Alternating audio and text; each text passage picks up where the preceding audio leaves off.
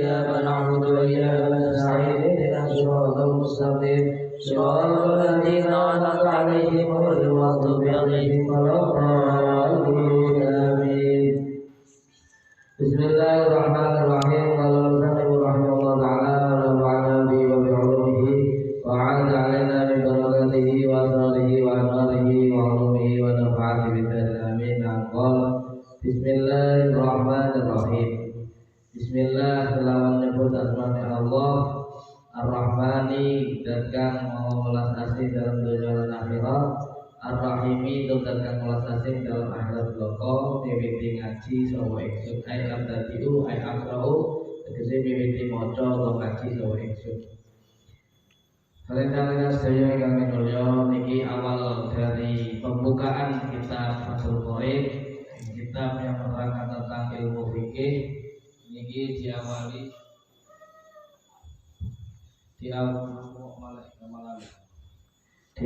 dengan Bismillah. Niki menunjukkan bahwa segala sesuatu yang baik itu dianjurkan untuk diawali dengan Bismillah, karena disesuaikan dengan sabda Nabi, dawuh Kanjeng Nabi Muhammad sallallahu alaihi wasallam, kullu amrin dzibalin la yubda'u fihi bi bismillahirrahmanirrahim fa huwa abtar au ajdar au aqdar. Setiap perkara yang mempunyai tingkah bagus yang tidak diawali dengan bismillahirrahmanirrahim, maka sesuatu tersebut akan terpotong, abtar au ajdar, ajdam itu atau protol, au aktor atau terpotong-potong. Artinya apa? Nah, isun wal qalilul barokah. Jadi sampean yo bangun rumah gak sampean awali dengan bismillah, bener rapi, bener rumah sempurna, mewah. Tapi krono gak sampean awali bismillah, padha karo terpotong, padha karo ada yang kurang. Itu kurang barokah. Makanya sampeyan nek lakoni apa-apa apik iku kudune napa? Maca bismillah. Terus bismillah sendiri niki ada kalanya disunahkan. Kapan disunahkan? Ya ketika kita melakukan sesuatu hal yang baik menurut syariat agama Islam. Kullu amrin dibalin ai di halin yuhtamu bi syar'an, sesuatu yang mempunyai tingkah, punya kondisi yang benar-benar diperhatikan oleh syariat agama Islam, maka di situ kita dianjurkan untuk membaca bismillah. Mangan dianjurkan, sesuatu yang diperhatikan oleh syariat agama, mangan baca bismillah. Makanya sampeyan lek mangan gak bismillah, kancane wis waras sampeyan bubar-bubar dhewe. Mulu aja lele. Tahu anak gitu. Wis gak lemu makane wae. Udah gak gemuk makanya banyak. Karena gak baca apa? Bismillah. Bismillah. Makanya mau apa-apa itu baca apa? Bismillah, biar gak dibarengi sama setan. Tapi dulu tidur itu juga sesuatu yang diperhatikan oleh syariat agama. Ada istilahnya tidur gak bismillah. Turuan, turuan. Orang larang-larang nggak usah ngeloni setan. Arah kamu dibangunkan gak bangun-bangun. Mulai dari kedatangan, dari rumah sampai kepulangan, ini tidur terus, ya kan? Kapan ngajinya kamu? Lagunya mondok, ya pindah tidur namanya itu. Nah itu sunnah ya. Tapi terkadang bismillah itu juga haram, nggak boleh. Kapan? Bagi orang-orang yang sedang melakukan kemaksiatan. Mau lihat cewek, baca bismillah. Ya bismillah dulu lah.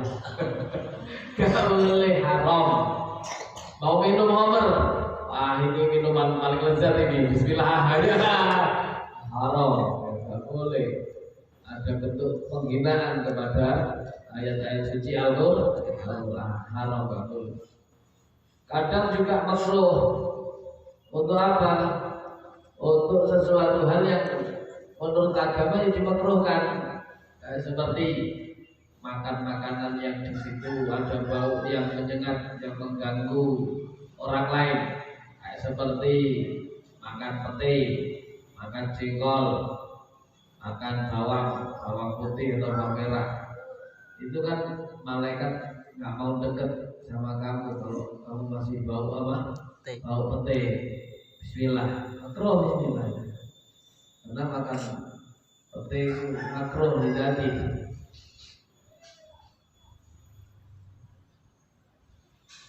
Wal makruh li aridin, kalau makruhnya, oh ini makruh yang termasuk apa, sesuatu yang baru, atau katakan makruhnya itu bukan karena zatnya barang itu, tetap disunahkan.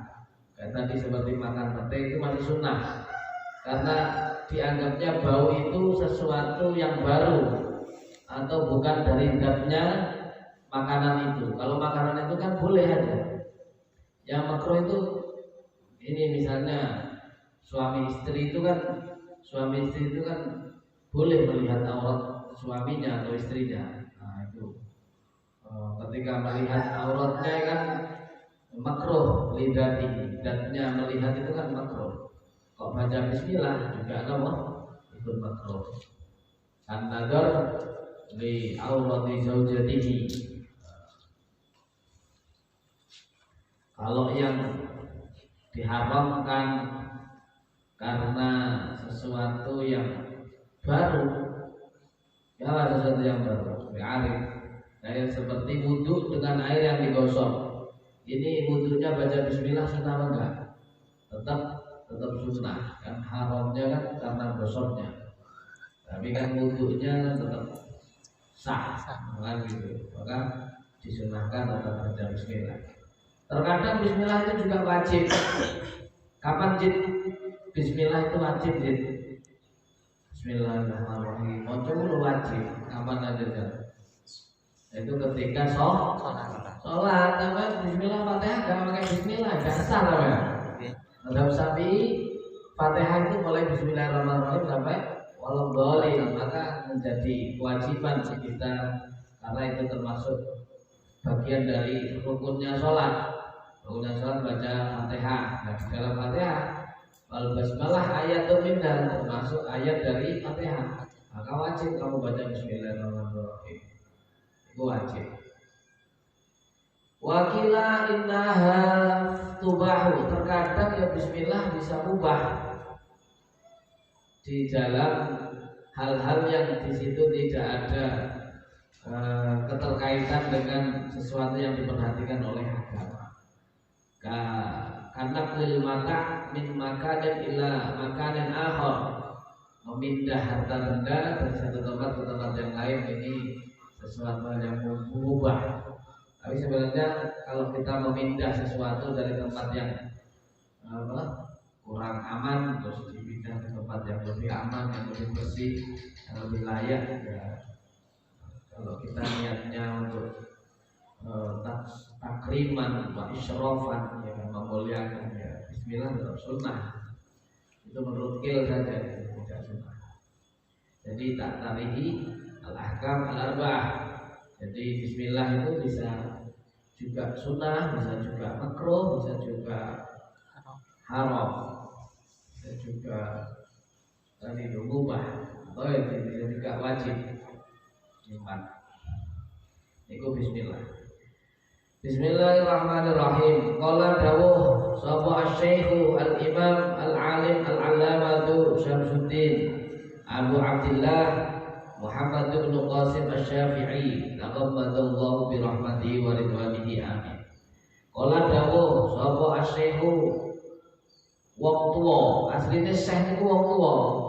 Al-lughatan man balagha man jawazal arba'in, orang yang usianya sudah lewat 40 itu namanya syekh. Itu menurut bahasa Arab. Tapi untuk istilah orang-orang ahli fikih, wafil istilah man balagha rutbat ahli fadli, orang yang mencapai tingkatan orang-orang yang mempunyai keutamaan. Walau sobian, walaupun itu masih kecil. Makanya biasanya di sarang itu di pondok pesantren Al-Anwar Sarang, putra-putra Mbah Yai yang masih kecil itu sudah dipanggil Mbah. Karena Syekh itu cara bahasa Jawa ini nama Mbah. Jadi gak Gus lagi, kalau Mbah. Mbah, putih Mbah, misalnya jenenge Zen. Mbah Zen, putih Mbah Zen, pokoknya Mbah. Itu ikraman juga, karena dianggapnya seseorang yang sudah mencapai tingkatan ahlul fadli, orang yang mempunyai keutamaan, walaupun masih kecil. Tapi sebenarnya Syekh itu untuk orang yang usia 40 tahun. Coba tengok di umur 40. Pak Yuda itu Syekh bisa. Mbah ya. Mbah Syekh. Terus kalau seseorang itu masih di dalam perut ibu, namanya apa? Janin. Karena masih tersimpan lijetinanihi wasitarihi, masih tersimpan atau tertutup di dalam rahim ibu, namanya janin. Kalau udah keluar, sudah lahir, namanya tiflun, anak kecil. Tiflun, sobiyun, atau dzurriyyatun, itu sama semua, anak yang sudah lahir. Kalau sudah menginjak balik, sudah usia 15 tahun, ya sampean-sampean ini, namanya sudah ganti lagi, syabun, pemuda, atau fata, pemuda. Idil fata hasba atiqadihi rufi wa kullu man la ya'taqid ada nafi. Makanya di pesan itu pemuda, syab.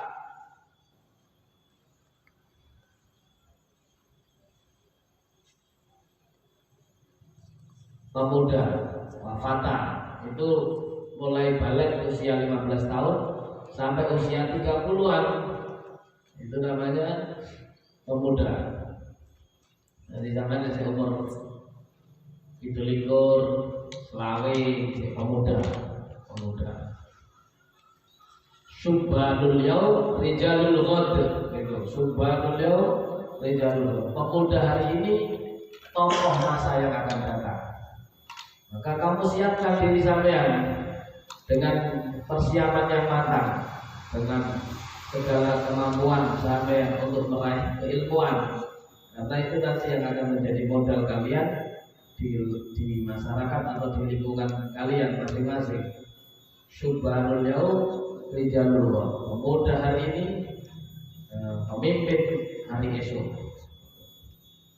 Kalau udah menginjak usia di atas 30 sampai 40 atau mulai usia 30 sampai 40, yuqalu lahu kuhlun. Kuhl.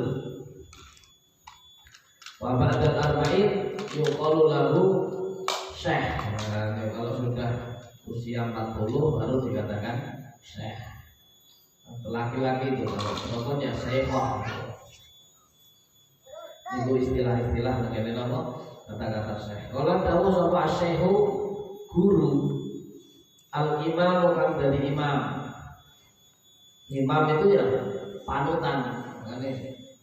Man imamuka, ma imamuka, opo imam sampean, panutan sampean. Al-Quran, Al-Quran imamku, panutanku. Lughatan al-muttaba, sesuatu yang diikuti itu namanya imam. Kalau menurut istilah man yasihu al-ibtida'u bihi, orang yang boleh diikuti, dawuh-dawuhnya diikuti, perilakunya diikuti, akhlaknya, itu namanya imam. Berarti beliau ini diikuti, dawuh-dawuhnya diikuti, apa? Tingkah lakunya, perilakunya, akhlaknya, aliyahnya. Al-alimu kang alim. Al-alimu kang alim. Alim itu orang yang mempunyai ilmu. Al-muttasifu bil ilmi, orang yang mempunyai satu sifat dari keilmuan, walau bimasalatin wahidah, walaupun dia itu misalnya cuma satu masalah, itu sudah dikatakan alim. Misalnya sampai ahli di bidang pertukangan, ya sampai alim tukang, sampai alim ahli di bidang pertanian, ya sampai alim petani. Makanya dulu kalau di Arab alim itu biasanya malah dipakai untuk sebutan orang yang ahli membuat batu bata, itu alim, muallim atau alim atau muallim. Kalau di sini al-alim al-muttasifu bil ilmi, orang yang mempunyai satu keilmuan, baik keilmuan itu diraih dengan bitorikil kasbi, dengan cara dipelajari, atau bitorikil faidil ilahi, atau dengan cara memperoleh langsung dari Allah Subhanahu wa Ta'ala. Makanya sampai untuk belajar, karena dengan belajar nanti sampai akan memperoleh ilmu-ilmu yang tidak sampai pelajari. Aneh itu sampai baik getu akan saya sinau wae.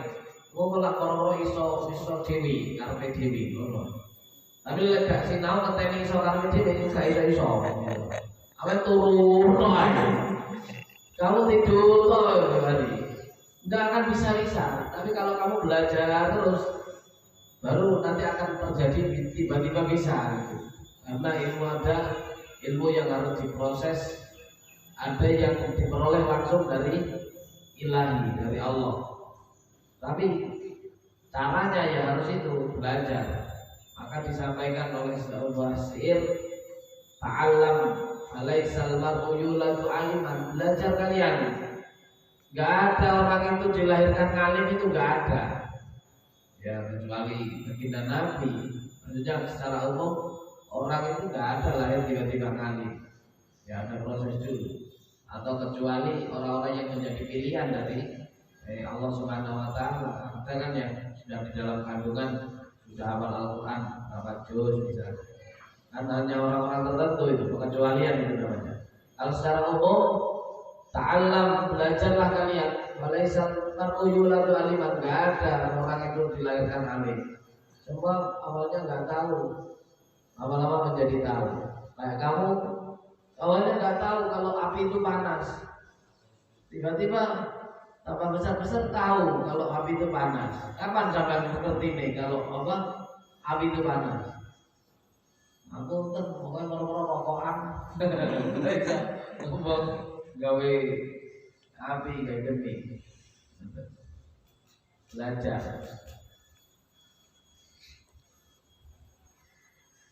Al-alamatu kang banget alime.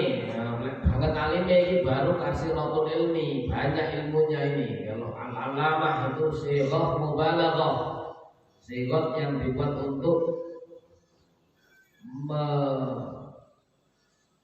menemenkan, apa menemenkan, membanget-bangetkan apa?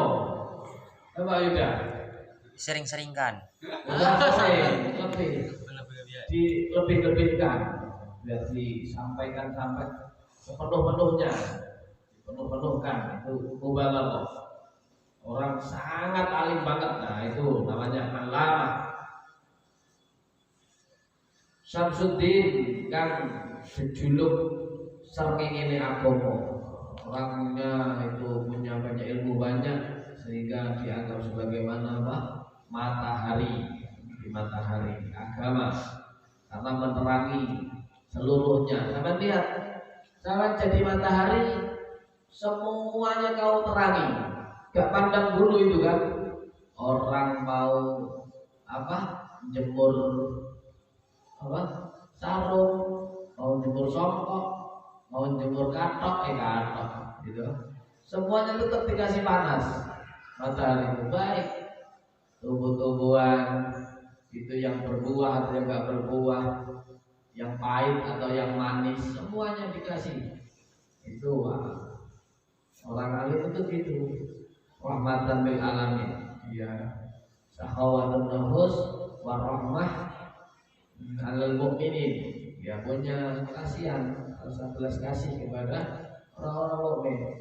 Ini julukan beliau, Syekh Al-Imam Al-Alim Al-Allamah Syamsuddin, kang dijuluk dilakopi namanya lakop mataharinya agama, Abu Abdillah, kang dikunyai Abu Abdillah, bapaknya Abdullah. Rupane Muhammad bin Qasim, Syekh Muhammad bin Qasim Asy-Syafi'i. Syekh Muhammad bin Qasim Asy-Syafi'i, Abu Abdillah dikunyah, wasmuhu Muhammad ismu Al-Karim Ibnu Qasim. Qasim ismu Abi. Makanya kalau punya anak itu kasih nama Muhammad, ya ikut dapat keberkahannya Nabi Muhammad Sallallahu Alaihi Wasallam. Asy-Syafi'i kang bangsa madhab Syafi'i. Tawamada mugi-mugi meliputi tegese menaungi bu ing Syekh Muhammad bin Qasim Asy-Syafi'i. Sallallahu alaihi Allah rahmati kelawan rahmati Allah wa ridwanihi lan keridhoane Allah, amin. Itu mukadimah ya. Di mukadimah kita awali pelajaran ini. Nanti kan sedang yang kita baca ini Fathul Qorib, tapi nanti kajiannya kita juga sertakan kitab Taqriratus Sadidah biar ada perbandingan ketika kita membaca kitab, nanti ada perbandingan dari kitab Taqriratnya, sehingga nanti kita bisa lebih luas jangkauannya. Atau nanti kita juga bawakan kitab Safinah, ya nanti tatanan syarat rukun atau kesunahan-kesunahan ini lebih bisa ditertibkan secara pembagian dan bisa kita mengingat-ingat pelajaran-pelajaran yang dulu pernah kita pelajari. Sementara niku mawon mugi-mugi enjing sampai bisa persiapkan lebih baik, kita juga akan persiapan lebih baik agar benar-benar mulai hari ini pendidikan sampean, pelajaran sampean, tulis taklim dan munir ini harus dimaksimalkan, tidak misalnya isu dengan mari subuh iso maos yubulatif ngomong harus sarang-sarang kalau ngenteni metune sami ini kita sholat duha bareng. Katan monggo kita bersama. Bismillahirrahmanirrahim. Rabbana fa'alna bima 'allamtana rabbi 'allimna alladhi yanfa'una rabbi faqina wa faqih 'alana wa rabbana lana fi dinina ma'alil qudri wal ghadab rabbi waffiqna wa waffiqhum lima tatadinu lana fi'an karuma warzuqi kulla halalan daima wa illa anatiya ulama nubla bil khairi wa nubba kulla syarra rabbana aslih lana kulla syur wa aqirna bil ridha minkal uyun waqti 'anna rabbana kulla diyun qabla an tatiyana rasul manur wa firra وصلاة الله تمشى المصطفى مدين الحق دعانا والغفا في كتاب فيه للناس شفاء وعلى الآل الكرام شرفا وعلى الصحب نصربه نورا اللهم اهدنا بهداك واجعلنا ممن يسارع في رضاك ولا تولينا وليا سواك ولا تجعلنا ممن خلق أمرك وعصاك وحسبنا الله ونعم الوكيل ولا حول ولا قوة إلا بالله العلي العظيم وصلى الله على سيدنا محمد وعلى آله وصحبه وسلم سبحان ربك رب العزة عما يصفون وسلام على المرسلين والحمد لله رب العالمين في كل لحظة أبدا عدد ملكه ورضا نفسه وزنة عرشه ومداد كلماته بسم الله الرحمن الرحيم ya Rabbana arafna bi annana arafna wa annana asrafna ala wa asrafna fatub alaina tauban tafsil li kulli hawba wastur lana al-awrati wa aminir rawati waghfir li walidina rabbi wa mauludina wal ahli wal ikhwani wa sa'iril khillani wa kulli dhi mahabba aw jiratin aw suhba wal muslimina ajma amin rabbi asma warna wa judamanna la biktisabin minna bil mustafa rasuli nuqta bi kulli suli Sallallahu wa sallam rabbi alaihi adal habbi wa alihi wa sahbihi idada arsyihi walhamdulillahi fil barri wal bahri